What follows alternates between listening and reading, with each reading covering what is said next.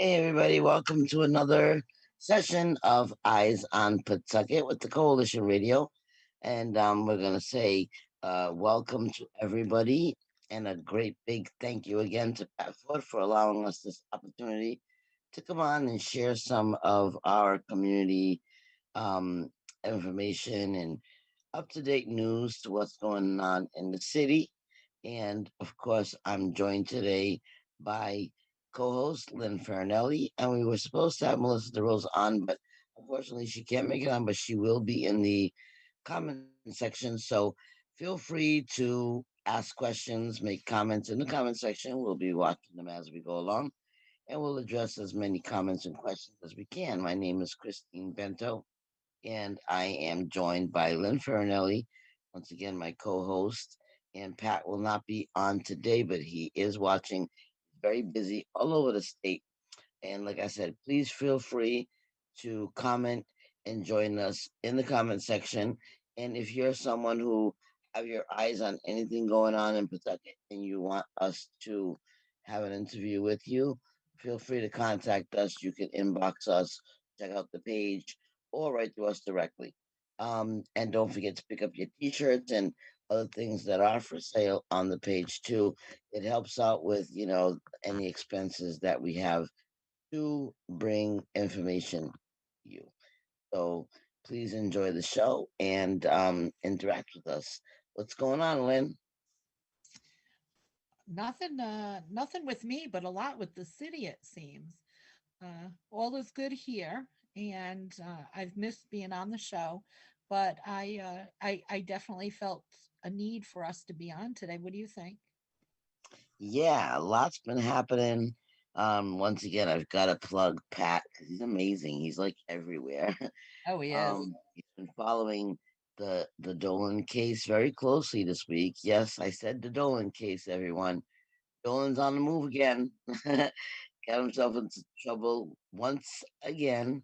Unfortunately, I don't think he'll get into any serious, real trouble until he messes with maybe a city official or something, because they don't seem to want to really care much about community concerns, but they definitely will care, if he pulls a fast one and decides to stalk the chief like the other guy did. But anyways, Lynn, you want to give everyone a little bit of information as to what has led to Dolan being in court again this week? I think you have a little more insight on that.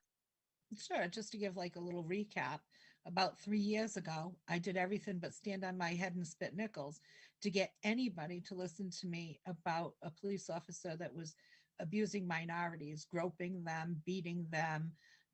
You can go back on to the Rhode Island Coalition pages and see, videos and police reports and things like that.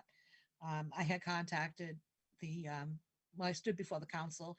I had contacted Tina. I had contacted Don Grebian, IA. I put a complaint in.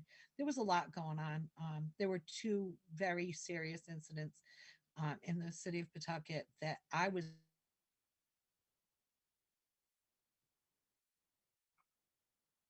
involved in.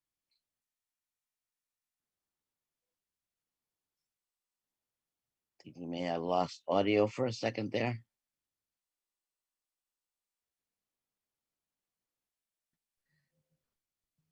Am I still on? Yeah, I can hear you now. We lost audio for a minute. You might want to recap that. Okay. I Are you there? Am I still there? Yep. Okay. So, so basically, I was just mentioning that we had gotten very involved, Christine Bento and I, in going to the council and talking to people and trying to figure out what we were actually going to be able to do as far as the Dolan situation was going, and um,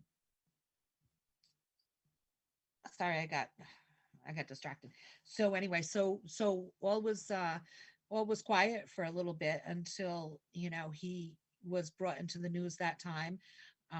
In the middle of the night, we had gotten word that there was a police involved shooting in West Greenwich, I guess it is, and he had shot this young man, this um, student, and the kid was just going to get a pizza. and he had his friends in the car. And so yeah, everybody, I'm sure, remembers that shooting. So now things have been, well,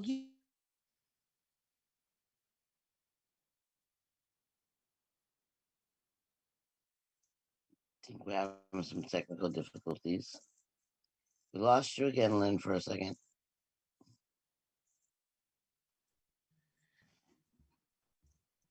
Hello? am I still there?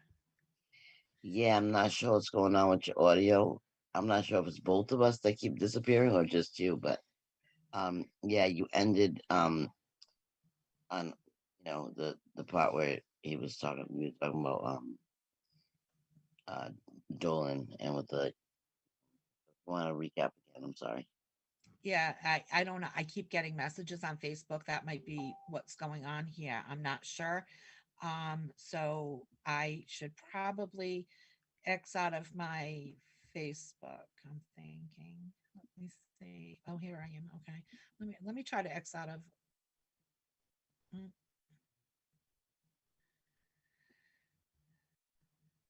Yeah, so basically, I guess he Where was where did frustrated. I end, Chris? With basically it was a little quiet, and I had said to you, Chris, if I shot somebody, would I be sitting in jail right now? I know that there's this privilege that Dolan has been extended, and this Leobor stuff and everything, but he was pretty much just a guy with a gun. He was off duty. Well, he wasn't even in his city, so he goes and shoots a kid, traumatizes the family, the child, and everything.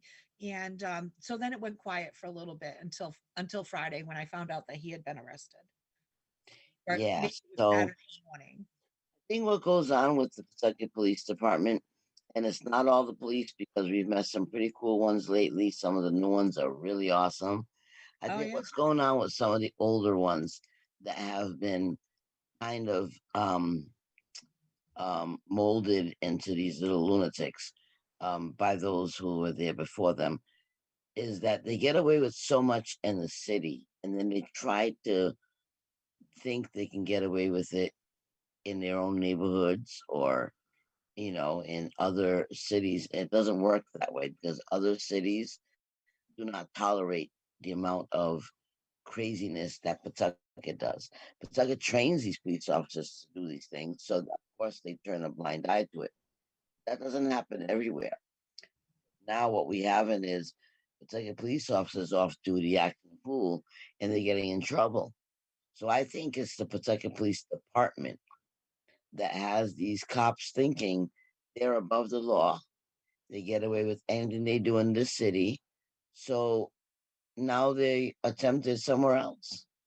And that's the kind of the sad part about it and the disturbing part about it is that Pawtucket won't even address what he's doing.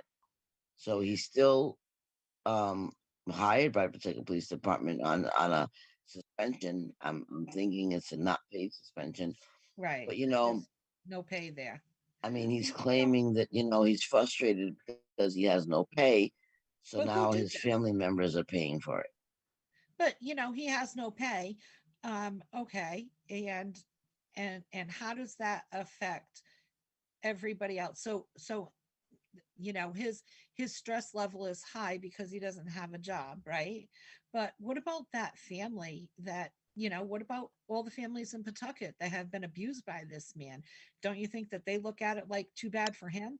And what about that kid Yeah. that was shot, and how that kid probably has a lot of you know you know nightmares and insecurities and everything. you know I don't know if you've ever like watched. Yeah, I mean, we see it on TV and everything, but I actually watched the Pawtucket police pull a gun on a friend of mine, and I was sitting with the person when I was watching the video, and I still got very emotional. And I knew that he was okay, but it's that level that it reaches that is it's shaking. I mean, it shakes you to the core. Well, So yeah, you also have to wonder, Lynn. You have to wonder, right? And I've been thinking about this all week, because I kind of know better. I deal with families with domestic violence all the time, you have to wonder. Um, so he's taking out his family because he messed up at his job. Right. However, which came first? Was he taking it out in the community because he was having family problems, or is it now this? Or Because his family. what was his reasoning for assaulting and attacking the community at large here while on duty? And Chris, let's go back 3 years when I actually brought this to Tina Gonzalez, who, she's the public safety director, she's the chief of police. She should have had a little bit more control on this. Now, he's claiming PTSD, he's claiming all this stuff. Now, the police department has to go through a process to determine Your if audio went away again.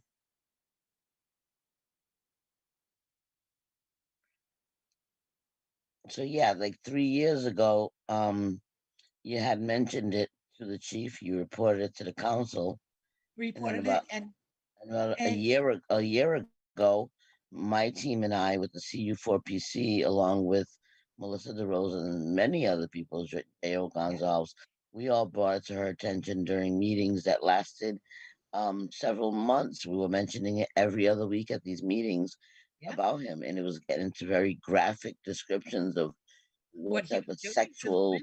assaults he was doing as he pulled over women, and they still turned a blind eye.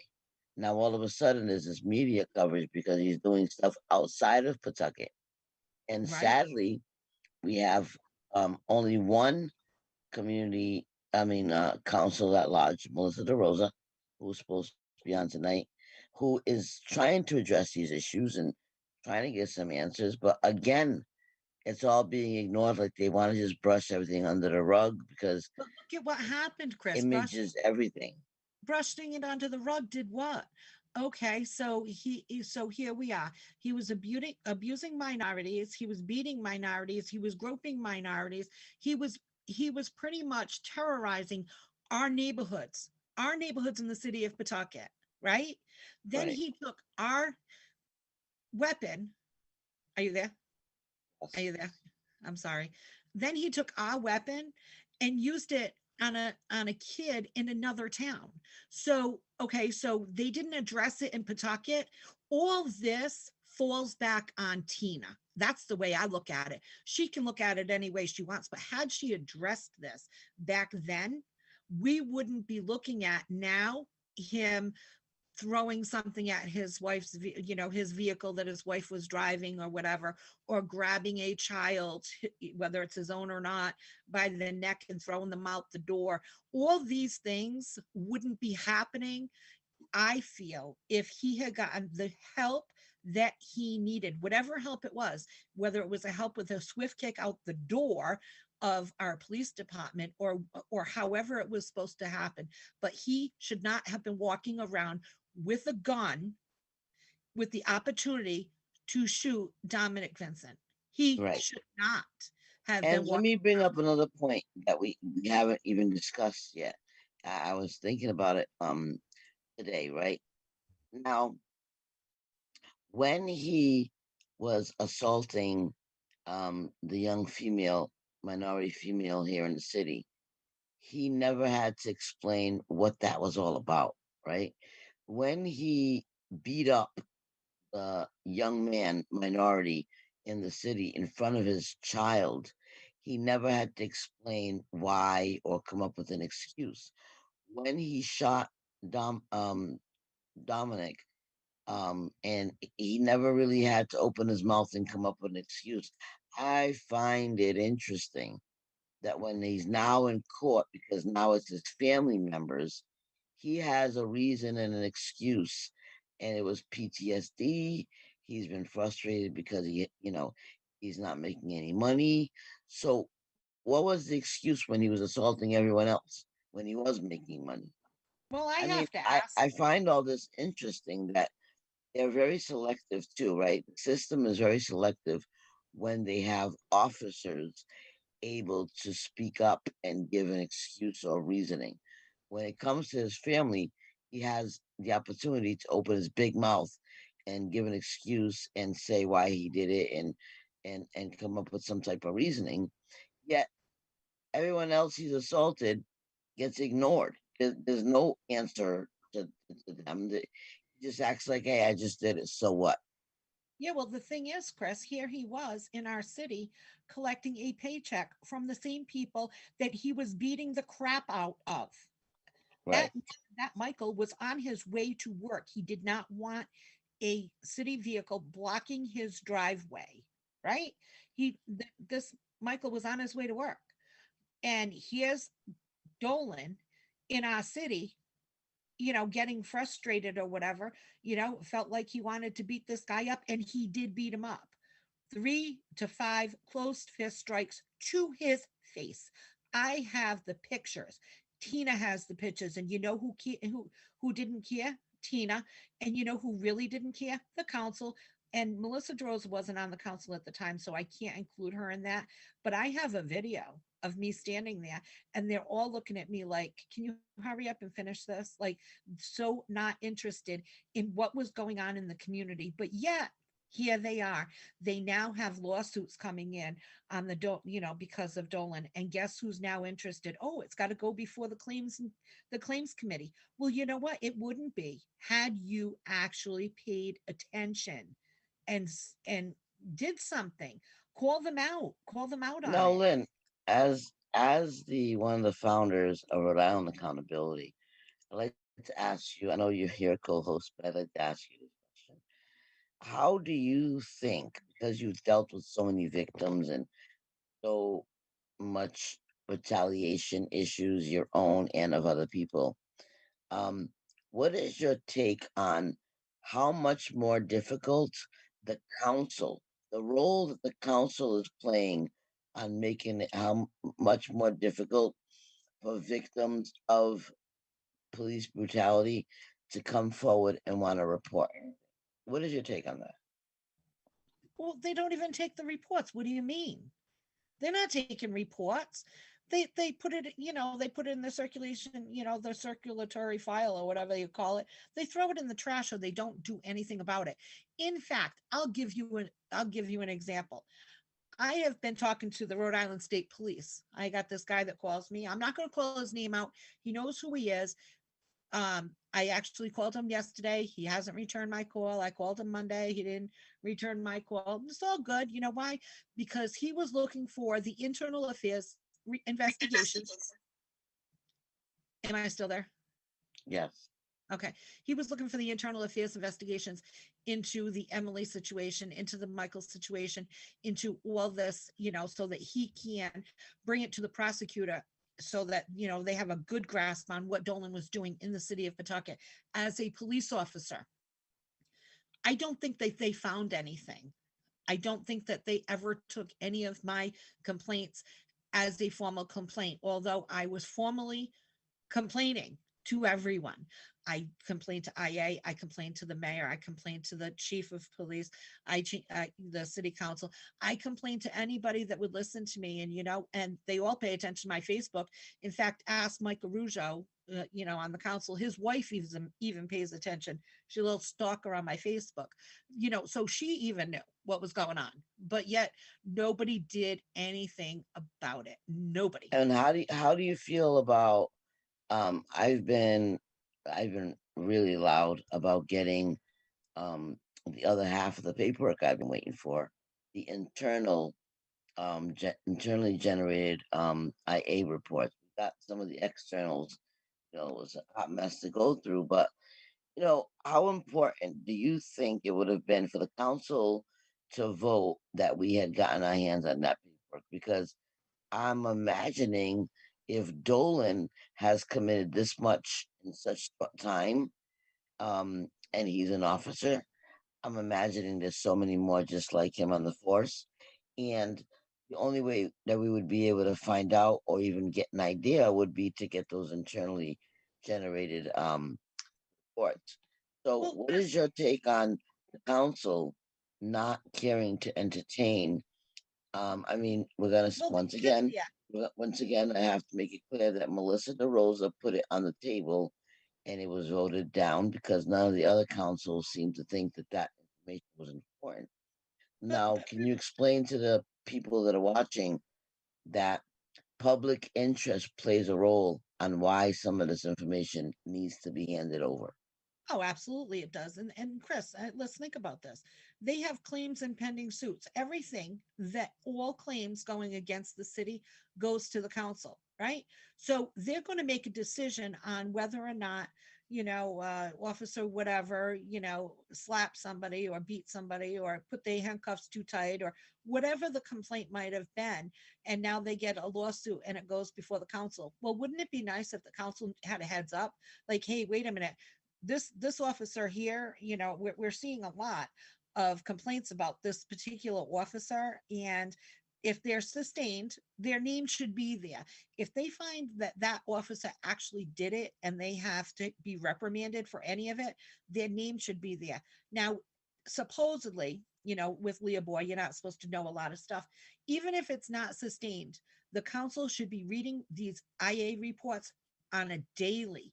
They should be well aware of problems before they even see the lawsuit come in. Now there's one lawsuit, and I believe it's $100,000 for Emily, okay, for him groping her, beating her, and doing whatever else he did to her, unlawful arrest and all that stuff. The other person, I'm going to very much encourage him to step forward because he is within his 3 years, and I'm not going to give the date, but he is well within his 3 years to put a lawsuit in because, I mean, look at, I mean, you're going to question whether or not this guy beat these people. He's beating on, well, I mean, we know what happened. We know what happened over the week, on that Friday. We know a child complained that he grabbed him by the neck and threw him out the door and all that stuff. Now I'm saying this, but I'm also so encouraging Tina to get a handle on these things before they become so bad. Because let's face it, our community has been abused. They've suffered. Dominic Vincent has suffered. I'm sure Dolan's wife is suffering, whether financially or otherwise, emotionally, financially. Mr. Dolan himself is suffering. Is what we're looking at, right? I mean, is he suffering? He's suffering, because he doesn't have a Well, job. he's suffering from karma. Let's just Right. put it. And I get that. I get that. But all this didn't have to happen. It's kind of like, um, if I was Tina, I look at it this way. I used to tell somebody all the time, I'd call them up on the phone and say, be careful out there because, it's icy, be careful. And that's the way I am. Like, I'm concerned about what could happen. Now, Tina should have had that. Be careful, it's icy out there with this Dolan situation. She should have seen how slippery this was. Well, And we've been yelling and screaming for years that Pawtucket practices zero prevention um, measures when it comes to crime in the city or any type of police brutality or anything. They do not practice prevention or intervention. They only like what after it happens. They still ignore the situation, but they pretend like they're hard at work to try to minimize things from happening in a city or crime in a city. But it seems to me like it's the other way around. And whenever it's a police officer, they go well out of their way to cover it up and protect their image. right, Now, um, I don't know of anybody who wants to apply for the protective department. They keep hiring and hiring and hiring. Yet they claim they're looking for minorities, but I wouldn't even suggest a minority come and apply here until this department gets cleaned up because it is such a hot mess.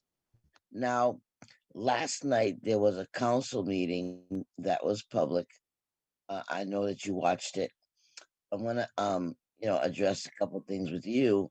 I ended up watching it afterwards. I wasn't watching it live, but I did pick up that Melissa DeRosa is finally um you know tired of being ignored.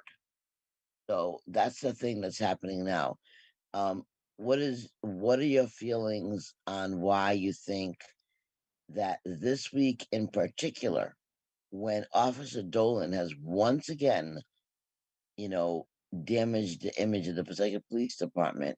right, and himself that why you think the Frank Milos, who's a solicitor, would suggest to the council that they shouldn't put in any communication, which I don't even think is a thing. I don't think he's in the authority to do that. But I don't think he is do you think it's a because, coincidence that he didn't want them to speak of anything brand new, afraid of this might come up? But why do you think they'd be so worried about it? well, I mean, I remember, I remember about 7 years ago, I was speaking about Frank Milos to another attorney, and they had said that they wouldn't have him represent their dog. So I'm going to say that um, he's pulling stuff from somewhere, and all of a sudden, he doesn't want them talking or sending communications. But see, this is where the problem lies, because when no communication is sent while they're live, you don't know that Melissa DeRosa sent anything, any emails or communications outside the council. And it appears that she's been sending a lot of communications and being ignored. Now, we need that on record. We need that when she's sending a communication, nothing should be done behind closed doors. In fact, I believe I'm going to APRA all the the emails or questions that she has asked and their responses, because I think that I need to get a better grasp, because what I took away last night is that she's asking for things and they're ignoring her. I want to see for myself, so that we can actually do maybe a whole show about how this administration is ignoring Melissa's Right. requests and pieces of. Several months ago, I remembered this coming up, and I was very passionate about it because I really felt like as a minority councilwoman at large who got most of the votes as a newcomer than the ones that were sitting there because the voters want change. She took number one spot, in election time. Um, against the two that have been there for years doing absolutely nothing. I think the voters spoke loud and clear they wanted change. And it just seems like the council is actually fighting against it. Like I said, I got very passionate a few months ago when I watched the council meeting and I heard the white councilmen that's been there for so long tell her to CC them in emails in order to get a response. I thought that was very insulting. I thought that was very obnoxious of them to suggest that if you want to stop being ignored, add us white men to your emails. However, she added them to the emails, and 3 months later, she's still being ignored.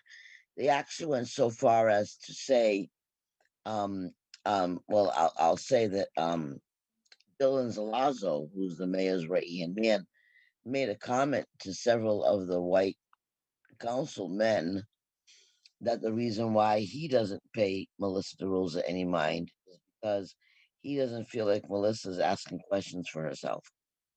Felt like Melissa was asking questions on our behalf. Well, even if she is, that's her duty. That's her job description. Stand up for the voices of the community leaders, voters, taxpayers. For him to make that type of comment, he's very bold, suggests that she shouldn't be doing what she was elected to do because they play by different rules. So we have been pretty quiet for a while since that comment was made to test the waters and see if we're quiet and she goes and asks her own questions, what happens then? And guess what? It's the same exact outcome, still Right. being ignored. At what point do you run out of excuses for them not to do their job We because she's holding you purposely accountable? we purposely went silent, Christine. And not only that, Chris, think about it. Most of the issues that we're bringing up are not our own personal. I mean, I didn't know Emily before that. I didn't know that Michael. I don't know this Dominic Vincent. I don't know. I don't know these people. I get phone Right. call. I get phone calls that say I'm concerned. I'm concerned about this or I'm concerned about that. And, yeah, sometimes I'll send a quick message or whatever to Melissa, like, the snow, the ice, or, certain areas that someone is really desperate to get something done. But for the most part, we've gone silent. We've gone silent as far as they're concerned, but yet she's still being ignored. Right. And why do you think they're holding on so tightly to these internally generated IA reports? What's in there? A lot. What do you mean? I know what I mean. I'm trying to get you to. I'm I'm asking you questions so you can kind of fill it in so that the listeners and people watching Oh, get an idea as to what it is that could be in those documents that would be important for us to know. well, So I know what they are. I'm trying to get you to break it down to the listeners as to what they could be in I'm there. hearing that there's another level of IA investigations too. This is not the only like, I guess these would be the basic IA investigations, but I guess that there's maybe a level B or something like that, or a level A, or I don't know. There's another level of them. We were asking for the basic um internally generated ones, but I So think basically, when we say internally generated IA reports, we have gotten our hands on reports made by community members outside of the police department who no, have that's filed. citizen. That's citizen generated. So we've gotten the citizen generated, and sometimes they sprinkle in a few of the internally generated ones. And it's Yeah, I called. know. Well, hold on. I don't want to move too fast because people are listening. They don't even know what we're saying yet. I'm trying to get them to understand that what we're talking about. The Okay, internally generated reports, well, the ones that we already have are reports of complaints made on police officers. right. So So we wait, know wait, how Chris. many times. No, no, you're doing internally generated. So what we have our hands on is citizen generated. That means that somebody from the community has complained. Internally About generated an officer. about an officer, it could be Right. about, it could be it could be just an employee. It could be, it could have rose to a level of an IA investigation into an employee that maybe slapped somebody or did something. You know what I mean? It could be to that level, or it could be, I don't know, the mayor driving drunk. Let's say the mayor drives drunk. There could be something like that in there. Okay. Right. If somebody complained, saw him driving drunk and made a phone call, those are citizen generated. Yeah. So, So we have our hands on those. How many of those were there? oh, Chris, I can't give you a quote right now because I would have to go back to see what years and how many. But I can tell you that we got half of what we were asking for. We were asking for the citizen generated, which we just went through. Now, the internally generated would be maybe an officer complaining about their partner, or an officer complaining about another officer, or maybe the chief noticed something with an officer and she wanted them brought in. Right. um it could be, there could be a whole host of things, and that one could be a police officer maybe saw the mayor driving drunk, and Yeah. that would So that's enter. why it's important for us to get our hands on that because that would give us a very good idea as to how the officers act internally instead Right, of just how they treating people out in the community. How are they treating each other? And right, we'll be able to tell how much more of this nonsense the chief is ignoring from within her department. That's exactly. why it's important for us to get our hands on this paperwork. And the Oh, council doesn't seem to think so. They think it's none of our business. We shouldn't be asking. well, So, there's a lot of racism too, Chris. Like let's say, a couple of officers go out to somewhere, and that one officer uses some slang that they shouldn't be using, or something, derogatory or something towards a citizen. The partner or somebody else from the department could, maybe they overheard it, and that would be in there. So, points of racism, harassment, abuse, all those types of things would all be contained in those those internally generated IA reports. right. That's why it's very important because it tells how the police department is running. Exactly. And what's being ignored within the police department. But that doesn't mean so now like the citizen generated, you don't know how many were ignored and never even filled out because I guess Lynn Farinelli is on the on the ignore list. So that must have been why Dolan is in the shit that he's in right now because maybe back then 3 years ago they said, oh, we're not going to take any reports from Lynn Farinelli. I don't know because I'm wondering why they wouldn't do something about him beating minorities and groping them and doing all this. How did he even get away with it? Because you know that is, that's assault. Right? I mean, no matter how you slice it, these people were being assaulted, and they were being assaulted probably every time he was on. From what I'm hearing, he was assaulting a lot of people. He was harassing a lot of people. For some reason, he thought that he was going to, you know, But abuse doesn't people it and get away doesn't with it it. go back? Doesn't it go back to the entire system though? I mean, I like to say this all the time because it's true. Welcome to Rhode Island, right? When he assaulted, sexually groped the female victim, that video went viral on Facebook, but it never made it to the local news. It didn't make it to the local news until he shot a young white boy in But Chris, that Warwick. wasn't the only time that he groped somebody. He groped that particular young lady that has the lawsuit. And during the Michael Marrera incident, he also grabbed Right. another girl Yeah. by her Another breast female. at that one. And Right. nobody cared at that But point see, either. what my point is this is that when he was doing it to minorities, we sent that information over to the media. The media didn't bother to cover it. We it was posted all over social media. It's got so many views, it's not even funny. But the media never picked up on it.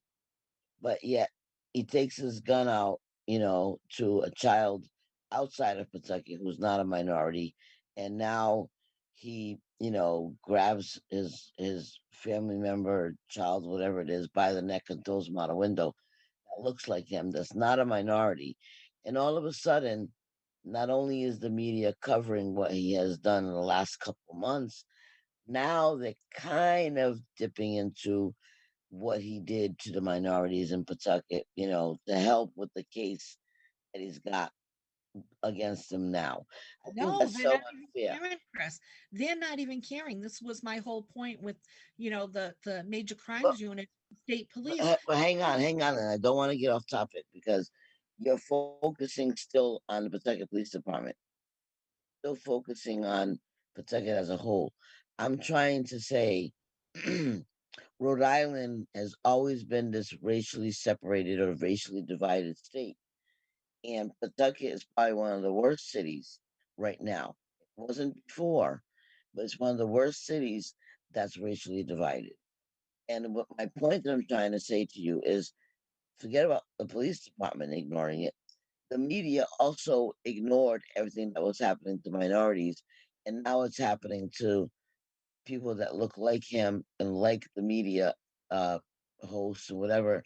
And all of a sudden, now it becomes a big deal. And now they care about what happened to Emily and Mike, right?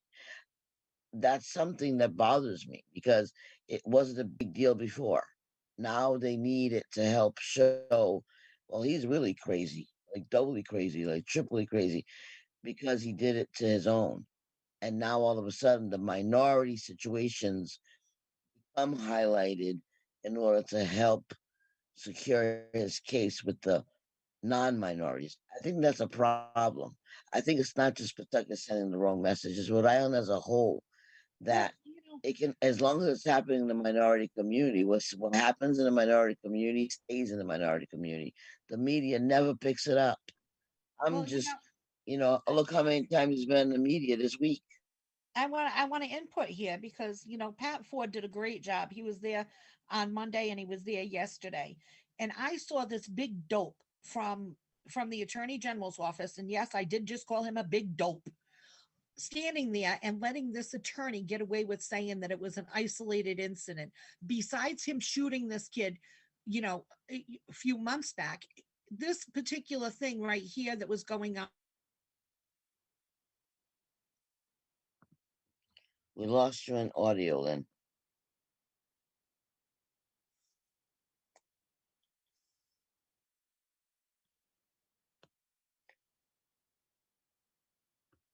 it. Lynn, I, yeah. Did I can go you out hear me? again? You went out, yeah, a few minutes. Yeah. Yeah. The big dope didn't correct him and say, he didn't say, hey, wait a minute, hold up. No, because we have incidents that we know about in Pawtucket. Why didn't he say that? It's probably because Tina Gonzalez is useless. She is invisible. She doesn't do her job. She is as good as, a shopping buddy. Well, she does spend a lot of time at the mall. Yeah. You want to go shopping with her? Because there you go. But as far as being a police chief, as far as actually guiding her department, she is useless. I don't know why Don Grebian thought that she was going to be the one that was going to lead this department, but boy, was he Well, wrong. actually, let me Boy, correct was he you. wrong. He wasn't wrong. He was right in his standards. He wasn't looking for someone to lead this department. He was looking for someone who would let him dictate what this department was going to do. And a female would allow him to do just that. A female that wasn't ready for this job. All the more reason why he wouldn't hire an outside or even a separate public safety director. He saw that she was very compliant with his crookedness of politics and police. And he also gave her the title as public safety director. So you can't go any higher than her because she'll always check in with Don Grevian before she does her job. So Oh, basically, our chief is probably Don Grevian, really, now because he won't let her do what she needs to do, and he likes it that way. I mean, he doesn't answer any questions. Look at how he addressed Pat Ford's answer. Well, because of Leopold, we can't answer. Well, I want to know who's he's a big dope too. who answers for Leopold then. If he can't, as the mayor, the chief can't. Well, we need to bring in who can. I'm willing to interview anybody who wants to come and show face to the Leopold.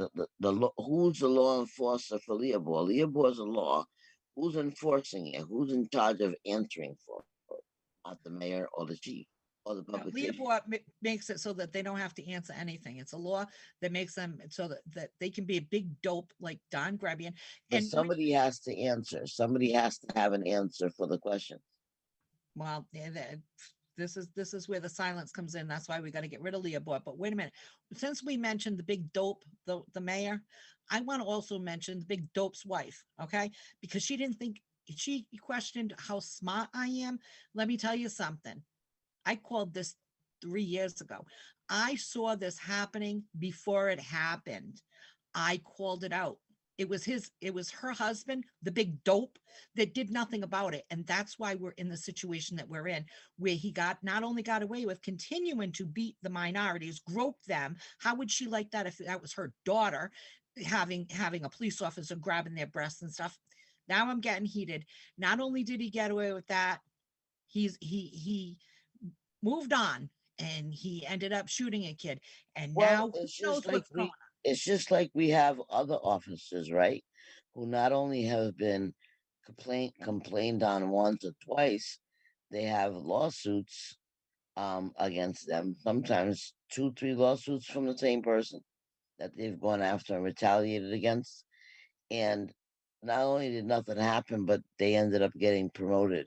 It's almost like the chief and the mayor gives them a high five for acting stupid, which is why they continue to act stupid. When Dolan can watch one of his fellow officers harass, retaliate, and put their hands on people, and then he gets promoted as detective, Dolan's going to come up with his own ideas as well. Maybe I could do the same thing. So this has been an ongoing thing. They have several officers who are doing a lot of this stuff, and the mayor and the chief stands behind them. that they're professional and there's no problems going on, and God forbid you God forbid one of us actually went through it, and it becomes just our perception. It doesn't become a reality. It just becomes our perception of things.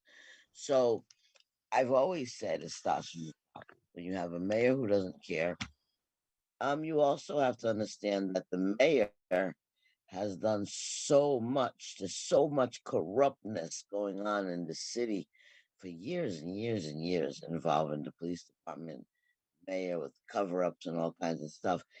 He cannot stand against police officers, especially the crooked ones like Dolan, because they'll spill the beans and start saying what the mayor has done. So it's all one big cover up for each other. They've got to stay on the same team because it's all the same team. Um, Tina is now chief. She's also the public safety director. But most of the officers that acts a fool on this job, they went through the academy, or most of their policing career has been with Tina. They've been part of the same team for years and years and years. So they're going to stick together. And when they have helped cover up some things for the mayor, there's no way that they're going to split up now. You know what I mean? Well, the thing is, this is what happens. Like you watch Maciel, right? He got away with, stuff and, stuff on the side or whatever. And now that he's out, he's talking. So this is what happens. So, she thinks that they're her friends. She thinks that, hey, it's okay. I won't let them take you down on this. I'll cover up for you and everything. And then when they're on the outs, they come back to tell us everything. And that's the thing. It's only a matter of time. I It's mean, Bano was the president of the union, and he was, I'll call him the top fool, because he got away with so much, and he was just a menace to this entire department. But I got to give him credit, because when I was sitting in most of these meetings with the police department in the city, I would often say, "Don't fire him. Tell him to resign and go apply where he lives, and he can go harass his own neighbors and his own people in the city of East Providence where he lives. That way, he won't be harassing us minorities in Pawtucket. He can go harass minorities or whites or whatever he wants to in East Providence in his own neighborhood and call it a day." And you know what? I got to give him a little bit of props. He literally did leave here and apply in East Providence. I don't know what he's doing in East Providence to them poor citizens, and I don't care, because they were aware of what he was doing here and they hired him there anyway. But kudos to him. He did exactly what I advised him to do. Get out of here. You don't like working with minorities. You think you're going to keep on picking on minorities until you lose your job. Save yourself and go work somewhere else. Just get out of my community. Stop harassing us. Go harass your own people where you pay taxes in East Providence. And he did just that. He now works in East Providence. I mean, maybe Dolan wouldn't have done this if he wasn't working in a community that he didn't like. Maybe if Dolan was a cop where he lives in Coventry, he probably wouldn't even got himself in trouble. Because you know why? He would know he couldn't get away with it, because he would be harassing his own people. His police department in Coventry wouldn't have stood for it. See, we have a white chief from, where does she live now? Foster, Gloucester, whatever, who comes into our neighborhood.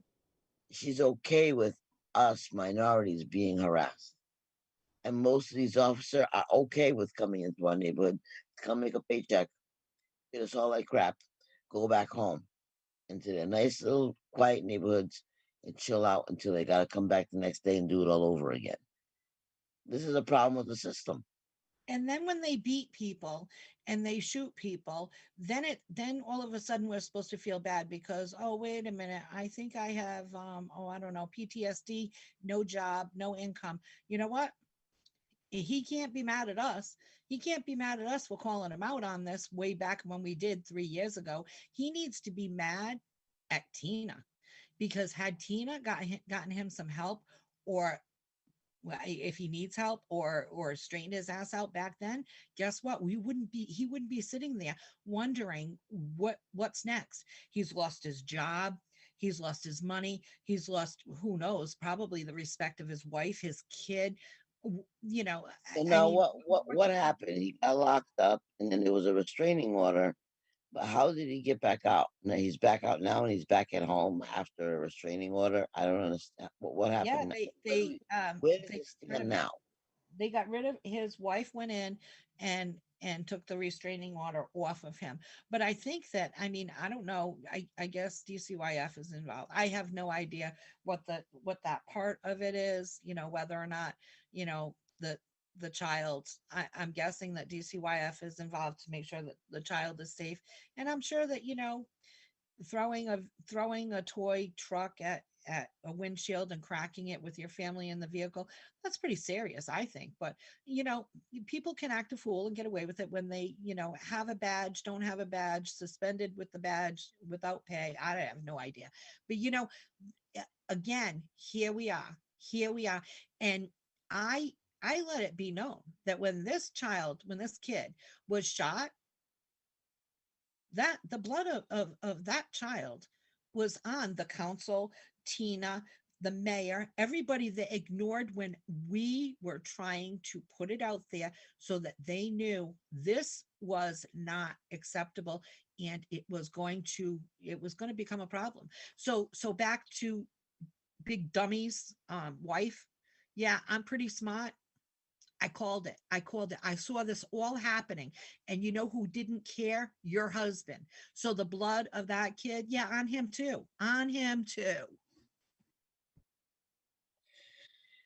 Well, thanks to Pat, he makes it to all of the trials, and he's going live with them, and keep your eye on the coalition. It's also shared on Eyes on Pawtucket, so we're gonna continue to follow, I guess, all the court procedures going forward. Hopefully, he doesn't collect one more. I mean, once a fool, always a fool. He hasn't corrected his actions. Now he's been bailed out again, pretty much getting away with it again. So God knows what he'll do next. We Chris, don't know. before you close this out, though, I would like to just make mention of one other thing. We have another police officer that has a lawsuit against the city. And it's because Tina was ignoring the fact that he needs help. He was feeling, that he was not safe, that there was something going on, whether it was PTSD, he was having some mental problems. And she pretty much, the impression I got was, suck it up, buttercup. You haven't seen more than anybody else. But yet, as far as I know, Tina has never even made a felony arrest. I don't think she's ever really been at a crime scene where she was in charge. I mean, and this is what I'm hearing, that she's never actually made a felony arrest. So um I think that she's pretty hard on the fact that, there are certain people that, can come to her and say, hey, I'm having a problem, and she ignores it. I don't know if Dolan has ever done that, if Dolan ever went to her and said, hey, you know what, I have an anger issue, I really need to have some time off. Or how would you know? Because Tina does not lead her department. She is not in tune with what's going on with her officers. And by her not being in tune and not caring, she's allowing these officers to go out in our community and take out their frustrations on those of us that are just trying to get by a regular day without being harassed by an officer. And that right there, if she's the public safety director, how in the world is she keeping the public safe? I mean, how much more of this do we have to tolerate and put up with? He is a laughing stock. She is a clown in the eyes of other departments. Oh, I absolutely. hear it from everyone. I hear it from other chiefs.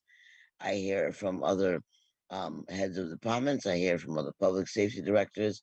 She's a laughing stock. She knows it. She gets a kick out of it too. She knows it. Chris, two attorneys at the attorney general's office have told me the same, off the record. Yeah, they don't find her to be, any kind of leading material. So there you go. Now, one other thing, the council likes to close their council meeting in memory of.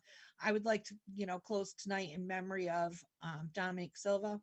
I would also like to close tonight in support of our community and what they have tolerated with the ignoring of their concerns and stuff from the mayor, from the chief, from the even from the fire department. I mean, we still are trying to figure out the whole Asher situation and seeing if they've actually done any changes to that fire department and you know Right. any new training or anything so that nothing like that ever happens again. So there's a lot of times that you know uh, I would like to stand in front of the council and say, a lot of people died in this city. Don't pick and choose who voted for you or whose family is going to vote for you in the future because you mentioned that their loved one died. You know what? People die every day. It's part of life, right? But when your hands are dirty because that person died, guess what? Dominique Silva, shootings that are happening, and you have the blood on your hands. Let's Yeah. let's call it the way that it is. Nobody's voting for us. Nobody's voting for us. We're gonna say it like it is. We're always gonna be open and honest with everybody that's watching us, and anybody that wants to reach out. And I actually there is somebody that reached out, and I'm gonna try to get him on next week. With a problem in the Pawtucket Police Department, a citizen that feels like he's been abused. So here we go. Let's start taking the bull by the horns and maybe getting rid of Tina is where we need to start. Well, election season is right around the corner, and I'll ask anybody with their eyes on Pawtucket, um, who votes in Pawtucket, who pays their taxes in Pawtucket, please pay closer attention as to who your councilman is, because um, the problems are coming from the top, and we cannot hold anyone accountable in the city if we have councilmen and women who can care less what the community has to say, who will be quiet when Frank Milos, the legal advisor, tells them stop asking questions because we don't feel like answering them. They cannot continue to make up the rules as you go along. It's becoming quite obvious that the council has no clue what they are doing. All of them. The newcomers don't know what they're doing because the older guys don't know what the heck they're doing, nor do they care to find out. I mean, we shouldn't even have a council then at this point because really, there's really nothing being done by them. They close down a lounge and it reopens. Someone else gets killed, they close it down again for a couple of days, they reopen. They don't know what they're doing in that aspect. They want to get frustrated because they have to keep hearing the same things over and over again. That's because they're not addressing them the first time. Um, got lawsuits up the yin yang. They don't care where the lawsuits are coming from. Police are being sued for acting a fool. They don't care. We're saying we want the results for the internally generated complaints so we can see how much of the police issues are being ignored by the chief and by the city. Well, the council is ignoring that too, voting that down. Public input serves no purpose. Go down there and pour your heart out to the council. They never even put your issue on the agenda to have any dates on when they're going to answer you. City council is not serving its purpose.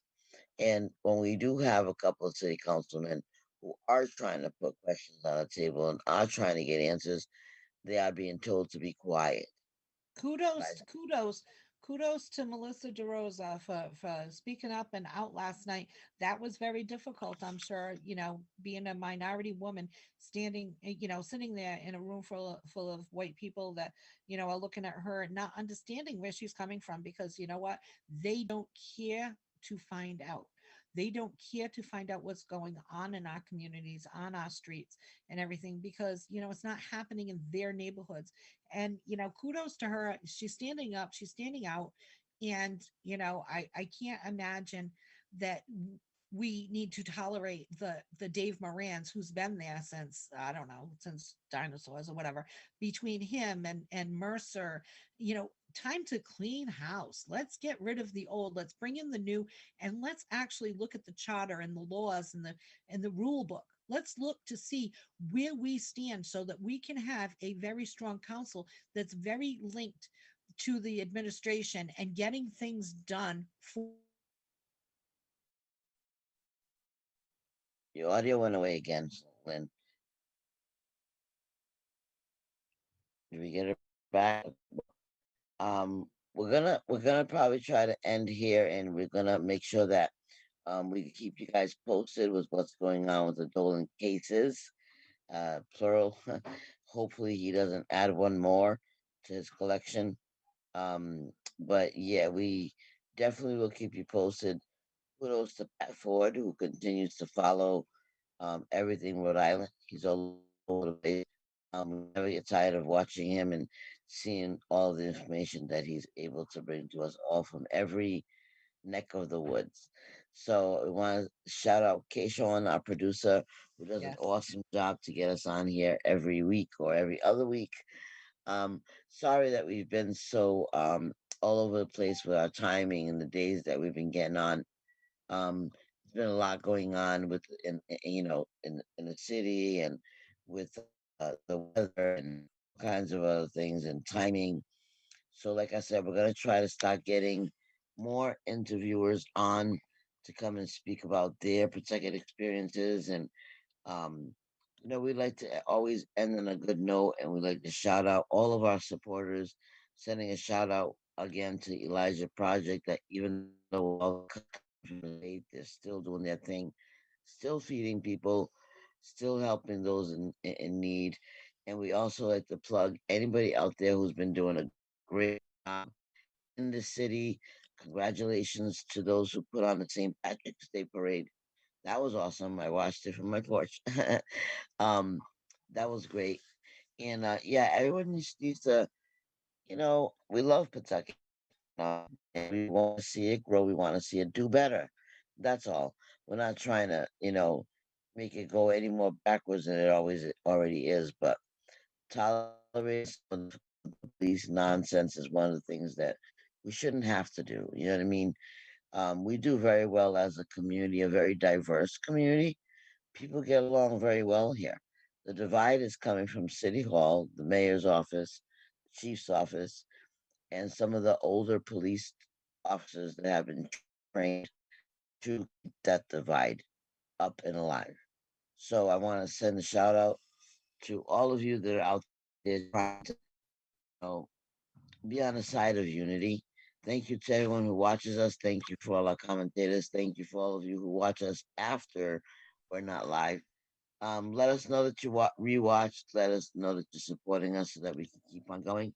And when you do see some of the plugs on the coalition page for some of the local businesses that support us, please support them too because people are Pat can use all the help he can get to continue all this wonderful work and to continue giving us the platform that we need in order to reach you guys. So, Linda, you want to say anything in closing? I would just like to say thank you to everyone that listened tonight or listening in the future. And hopefully, election season, we can get some things changed between, getting rid of some old council members, getting rid of maybe the mayor, and, maybe we can be proud of Pawtucket again at some point. Yes, and there you have it, the coalition. This was the Eyes on Pawtucket, and stay safe out there, guys. Enjoy the beautiful weather that's coming up, and just let us know your concerns and your comments in the comment section, and we'll definitely get back. Have a good night. Good night.